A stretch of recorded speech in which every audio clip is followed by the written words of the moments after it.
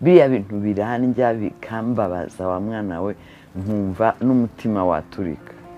Uri umwana w'umukobwa, uri inkumi turabyiruye, urasa neza, turakureba tukishima. Wowe urarangije ugiye kwitesha agaciro, ugiye kwiyandarika. Biriya rero ngo bakabicuruza ngo bakabona amafaranga. Amafaranga aruta agaciro kawe, amafaranga aruta icyubahiro cyawe, ubwo nangahe mwabana? Nangahe kweri? Biriya bintu bintera ipfunwe, nkarakarira abantu bose. Of course ntangira kuri bariya abana kuko bose barakuze. Nta utazi ikibi n'ikiza, nta utazi gutandukanya icyatsi n'ururu. Ngakurikizaho ababyeyi twebwe. Ntabwo umwana sinjya mva, umwana ashobora kukunanira karumba, ariko biterwa nuko wamutangiranye nawe akivuka. Umwana mwatangiranye akivuka, umure azi ko iki cyemewe iki kitemewe, yashaka karira kisaza gasaza imigeri nakazi ariko ntukemere. Bibaye ngombwa ugafata n'akanyafu kamutsibura ahubwo. Biriya muvuga ngo uburenganzira bw'umwana. Umwana wanjye namukubita nkamukomeretsa, namukubita nkamuvuna. Erega nanjye ndamukunda cyane, nanamukunda kurusha abandi bose. Ariko umuntu wese umubwira ururimi yumva, nta mwana udatinya akanyafu. Uyu mwana ntabwo azagera mu myaka 18 19 ngo atangire kwiyambika ubusa. No, kuko azi ko hari ibitemewe, azi ko hari bidashoboka. Ntazarara amajoro ngo arare muri ubu bubari bageze mu gitondo. Ese ubwo ndyambaza uyu mwana barataha kwande? Rero nkagaya rero na societe muri rusange iba yabyemeye kabitoreretinga abo babigura gucuruza ngo ibintu imyanda nkiri aho ugatanga amafaranga yawe ukayigura. Nawe ufite ikibazo. Ubaho ugeze aha nta muntu wari wabona wo kwizera 100% ku myaka ufite? Naje gusanga naribeshyaga. Harabona ari nzi ko arabo kwizera 100%. Nza gusanga naribeshyaga rero ndabigabanya nka kwizera. Ariko nkavuga nti sofa akwiye icyizere, ariko aramutse akoze ikintu gitangaje kigize kitarimo icyo cyizere nari mufite sinatangara kuko n'umuntu. Undi w'urukundo rwita ikimere, umwana muto yakubwiye ati urukundo rwita iki? Urwita iki? Icya mbere na mbere ku rukundo no kwifuriza umuntu ibyiza. Iyo wifuriza umuntu ibyiza icyo gihe uba umukunda, no kumufasha ndetse kubigeraho. Mwari muzi ko ubu na Bill Gates agikora ko taricara bavuge ngo ke mfite amafaranga ahagije oya umva hari ibintu bibiri nemera. Nta mafaranga make abaho, nta n'amafaranga menshi abaho. Yego. Amafaranga yose uko angana biterwa nawe nyirayo, agutunga bijyanye nuko wayacunze guhereye ku ngano yayo. Ariko urumva aragutunga uko bigenda kose. Abo basireye kwini bareke kwambara ubusa bagiye kuboha uduseke mama? Sa ntabwo ari uduseke mbohereza kuboha, bakora indi mirimo ibahesha agaciro. Siraye kwini kuko jewe nk'ubu n'urugero nguha. Abana bose nk'urubyiruko abo naba mfiteho ububasha cyangwa se ushobora kugira inama, ndahamya ko ari amafoto nta n'uwayareba usibye no kuyakora no kuyikoraho. Kandi n'abandi bashobora kubyumva nabasaba kubireka kuko n'ukuri karembyo ndabikubwiza ukuri. Ndi mukuru nabonye byinshi, urangiza nabi. Umuntu wese akwiye gukora ikintu kizatuma arangiza neza. Ese niba ibigutunga bigiye kunyura mu kwambara ubusa, ko hari imyaka uzageraho ukaba utakibwambara. Rwose umuntu ungana nanjye wambwira ngo yambara ubusa akabwambara, ntabwo bishoboka. Bwa buto bwawe wambabariye ukabukoresha ikindi kintu kizaguherekeza, kizaguherekeza ukagera n'imyaka 90. Nifuriza abanyarwanda bose ko bagira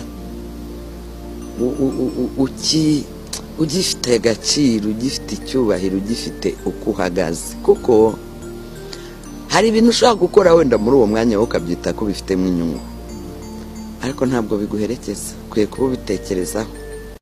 Habayeho ihohotera abantu bakarirebera rigatinda rikaba umuco buri wese arahohoterwa nibyo nakubwiraga kinajyaga mbibabwira abagabo buri munsi ahubwira ni mutareka ingeso yo gukubita abagore nabo namwe bazabakubita kuko umuntu akwirukana kera akakumara ubwoba niba hamwe rero ntabwo nemeragiwe inkwano nabuze igisobanuro cyayo kuriya nta mukobwa wanjye no gushimira ababyeyi none se ab'umuhungu bo ntibaba baramureze we ntaba yarabavunnye kuki ushimira umubyeyi umwe urumva iriya ni konti yawe bwite ntabwo nari nzi yuko wenda ari wowe uyikoresha bitewe n'amagambo amwe n'amwe aba ariho icyo ndakikubwiye nuza utuka igihugu nzagusubiza kandi ngo utuke rwose nka Ingabire Marie Immaculée w'umunyarwandakazi none gutukana biremewe kuki se ubyemererwa jye simbyemererwa rega naho nicyo kibazo ugomba kwibaza wowe se ko wabyemerewe Sabe warabyaye narabyaye Imana ishimwe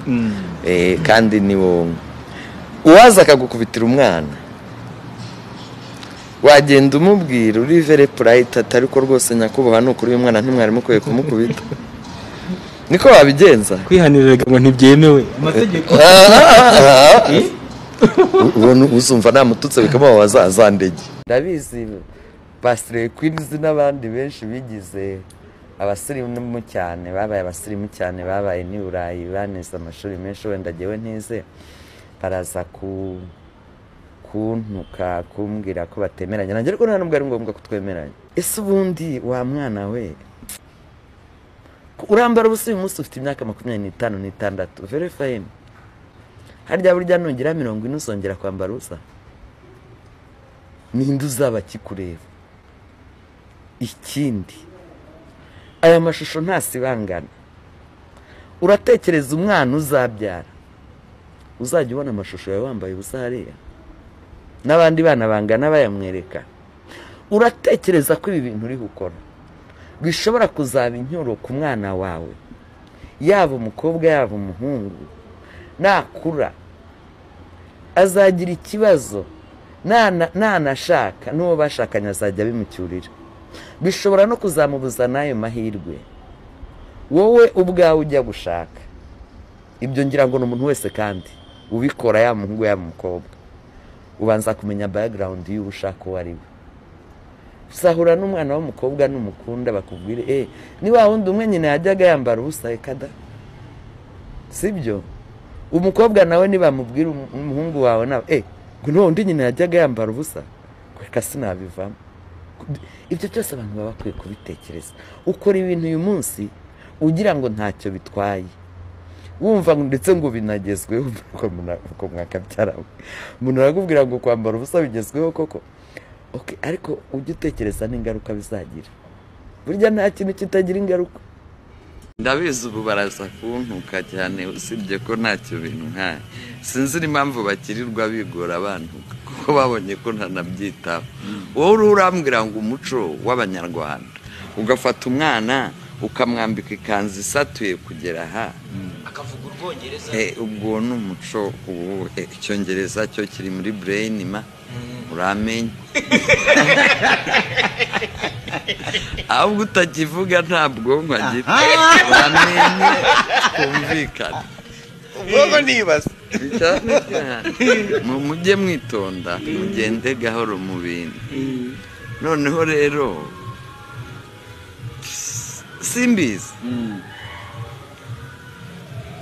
ariko nyine bazakubwira ababidefanda barakubwira ngo kera bambaraga ishabure ni kera nyine iyo kera banagenzaga ibirenge banariraga kumbe babaga no mu nzu z'ibyatsi ko mutakibikora igirega icyo gihe kera niwo mwenda wari uhari wonyine kandi bose niko bambaraga urambara ubusa uyu munsi umbwire ngo na kera barabwambaraga ubwo warakererewe ntiwavutse nyine bakibwambara ihangane wambare nk'abusanze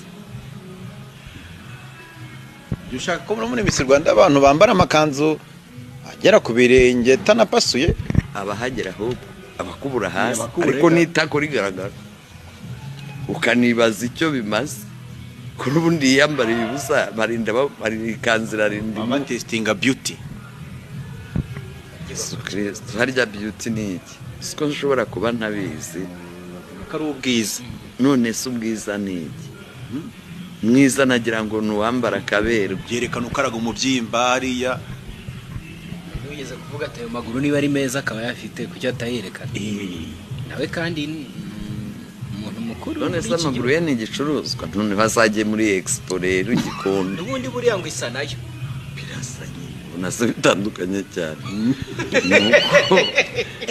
uzi ko expo ubundi mu Kinyarwanda kizaba yita imurikagurisha none wenda na biriya tuzabyiteye imurikashimisha biriya bintu birandya bikambabaza wa mwana we nkumva n'umutima waturika uri umwana w'umukobwa uri inkumi turabyiruye urasa neza turakureba twishima wowe urarangije ugiye kwitesha agaciro ugiye kwiyandarika biriya rero ngo bakabicuruza ngo bakabona amafaranga aruta agaciro kawe amafaranga aruta icyubahiro cyawe ubwo nangahe mwabana nangahe kweri biriya bintu bintera ipfunwe ntarakarira abantu bose of course ntangira kuri bariya abana kuko bose barakuze ntawe utazi ikibi n'ikiza ntawe utazi gutandukanya icyatsi n'ururu ngakurikizaho ababyeyi twebwe ntabwo umwana sinjya mva umwana ashobora kukunanira akarumba ariko biterwa n'uko wamutangiranye nawe akivuka umwana mwatangiranye akivuka umure azi ko iki cyemewe iki kitemewe yashaka akarira kisaza agasaza imigeri ni akazi ariko ntukemere bibaye ngombwa ugafata n'akanyafu kamutsibura ahubwo biriya muvuga ngo uburenganzira bw'umwana umwana wanjye namukubita nkamukomeretsa namukubita nkamuvuna erega nanjye ndamukunda cyane nanamukunda kurusha abandi bose ariko umuntu wese umubwira ururimi yumva nta mwana udatinya akanyafu uyu mwana ntabwo azagera mu myaka 18 19 ngo atangire kwiyambika ubusa no kuko azi ko hari ibitemewe azi ko hari bidashoboka ntazarara amajoro ngo arare muri ubu bubari bageze mu gitondo ese ubwo ndyambaza uyu mwana barataha kwande rero nkaga rero na societe muri rusange iba yabyemeye kabitoreretinga abo babigura gucuruza ngo ibintu imyanda nk'iriya ugatanga amafaranga yawe ukayigura nawe ufite ikibazo mu mutwe nta mafaranga make abaho nta n'amafaranga menshi abaho yego amafaranga yose uko angana biterwa nawe nyirayo agutunga bijyanye n'uko wayacunze uhereye ku ngano yayo ariko urumva aragutunga uko bigenda kose kamere muntu rero ntabwo ijya inyurwa ntabwo ijya inyurwa nyine umuntu aba ashaka ibiretse ibisumbaho kuko rega wa muntu niyo akubwiye ngo arakubabariye ariko ntiyibagirwa kandi ikintu wankoreye kikambabaza sinkibagirwe atansiyo n'Imana ntikibagirwa so yewe rwose ntabwo namuhamagara nkamugira inama ntabyo waketse ngo namuhamagare mubwire uti ibintu koko bari hari ibintu bibiri nemera nta mafaranga make abaho nta n'amafaranga menshi abaho yego mu Kinyarwanda baravuga ngo umujinya w'imbwa ushirira he umujinya w'imbwa si mu murizo se kuzunguza umurizo nanga ko mukabya Mutesi Jolly yigeze kwivugira tukabana n'umugabo akabona mukundanya ari umuntu mwiza ati hanyuma akazakubera inyana y'imbwa shita ntawe ukunda umwana wawe kukurusha ntibazakubera kandi batubwira ko umwana ari uw'igihugu aramasi ni uw'igihugu nyine natwe twese turab'igihugu ariko waje guhaguruka mu bantu bose banga ngo gisupusupu iracyavugwa ubiri ntabwo nzi uko byayigendekeye buretse uzarebe naziriya ngo akinyuma ngo akagize ntabwo uzongera kuzumva buriya akinyuma niya Bruce Melody kandi nabonye kandi disi ubundi nkunda ukuntu aririmba ariko rero najya muri content hari igihe ajya gutenguha cyane ngo muri iriya byo yarantengutse arantagize kandi ukuntu nkunda ijwi ibaze ko iyo ndirimbo Mutesi Jolly ayikunda wibeshyera ntabwo Mutesi Jolly ayikunda njya mukurikira mu biganiro bye n'ibyo avuga uyu nguyu ntashobora gukunda ibintu by'inyandagazi ese wari uzi ko Mutesi Jolly adasoma no ku nzoga none se ubundi umwana ungana gutya aranywera iki inzoga mwibuka ikiguzi cyo kubona iki gihugu kimeze gitya. Mwibuke inzirakarengane zaguye muri iki gihugu, mwibuke abo twapfushirije ku rugamba, mumenye ko ari igihango, mukore ku buryo uru Rwanda muzarusigasira, mugatangira aho twari tugejeje, mugakomerezaho. Inkuru y'incamugongo yakwiriye imitima y'Abanyarwanda ubwo bumvaga urupfu rwa Ingabire Marie Immaculée, umwe mu bari impirimbanyi z'uburenganzira bwa muntu, ruswa n'akarengane akabyanga urunuka. Yatabarutse ku myaka 64 azize uburwayi. Ingabire yakuriye ishyanga mu buzima bushaririye, abyinagazwa n'ubuhunzi ariko ahagarara gitwari. Mu mikurire ye yubakiye ubuzima bwe kwisengesho, kubaha no kudacika intege, ndetse asoje urugendo rw'ubuzima bwe kwisa kiri mu ngamba. Uyu mubyeyi wavutse mu 1961 agitangira guca kenge nibwo yatahuye ko igihugu cye n'umuryango we babamo cy'u Burundi kitari icyabo, kuvubwa atangira guhirimbanira kuzataha i Rwanda. Kuva mu buto bwe kugeza byirutse atangiye kwitwa inkumi, Ingabire yari umwana w'umunyamurava ukunda gukora, gusabana na bagenzi be, ndetse akanagira umwihariko wo kwitangira abagenzi b'igihe cyose bibaye ngombwa. Yakundaga u Rwanda kanenga yivuye inyuma baruvuga nabi, by'umwihariko abapfobya jenoside. Yigeze kuvuga ko abahakana n'abapfobya jenoside yakorewe abatutsi baba bari kwiyambura imyenda bakiyambika ubusa. Iyo tugiye kwinjira muri periode y'icyunamo, bene bariya baravumbuka nk'amadayimoni cyangwa amashitani utazi yavuye, bakavuga niba baba bagira ngo abantu ntibababaye cyane, niba baba bumva abantu badatonekara cyane, ibikomere byarakize, noneho rero icyunamo kikaba cyarangiza bagatuza bakajya mu bindi. Ariko mbere y'icyunamo igihe cyose muzabirebe iriya muvumo iraba. Kubafunga nta nicyo byamara, ntacyo bimaze, usibye wenda ko bajya kwangiza n'abari muri gereza. Ahubwo nibaguma aha kandi bakomeze bavuge, noneho bagaragare bose ko uzi kwiyambura imyenda, ukiyambika ubusa ukishyira hariya, nibyo bari kwikorera. Uwashakaga kurenganya abandi yamusubizaga adaciye ku ruhande. Ingabire yakunze kuvuga ko imyitwarire ye atari ibintu byaje umunsi umwe, ndetse ko akiri n'umwana muto yisangaga mu biganiro birwanya akarengane aho yigaga. Nigaga mu mwaka wa 5 w'amashuri abanza. Noneho nakundaga kutemera ibintu. Niyo hanaga umwana mu buryo mbona bamurenganyije, nahanganaga na mwarimu rwose. Nkajya no kwa directeur kuvuga ko bamurenganyije. Niyo abana barwanaga, urenganya undi nanjye niwe natakaga. Nakundaga kuba ndi mu ntambara nyinshi. Urubyiruko rwamwisangagamo kubera ibitekerezo bye ku ngengo zirimo umuco, amadini, imyambarire ndetse n'ibindi. Abwo nemeragiwe inkwano, nabuze igisobanuro cyanyu. Kuriya nta mukobwa wanjye no gushimira ababyeyi. None saba umuhungu bo ntibaba baramureze, we ntaba yarabavunnye. Kuki ushimira umubyeyi umwe? Ingabire Marie Immaculée wari umuyobozi mukuru wa Transparency International Rwanda, yari afite impamyabumenyi y'icyiciro cya 3 cya kaminuza mu bijyanye n'uburinganire ndetse n'uburenganzira bwa muntu, yakuye muri kaminuza ya Pretoria muri Afurika y'Epfo. Yari afite kandi impamyabumenyi y'icyiciro cya 2 cya kaminuza mu itangazamakuru n'itumanaho, yakuye muri kaminuza ya Lille mu Bufaransa, akanagira diploma mu by'amategeko n'uburenganzira bwa muntu, yaboneye muri Institut des droits de l'homme de Strasbourg mu Bufaransa. Yakoze mu rwego rw'itangazamakuru no mu miryango itandukanye ya société civile. Ni umwe mu bantu 20 batangije Transparency International Rwanda, aho muri Werurwe 2015 yari yatorewe manda ya 2 nk'umuyobozi mukuru w'uwo muryango. Muri iki gihe yakoraga nk'umuntu wigenga ufasha mu bibazo bifite aho bihuriye n'uburinganire n'ubwuzu.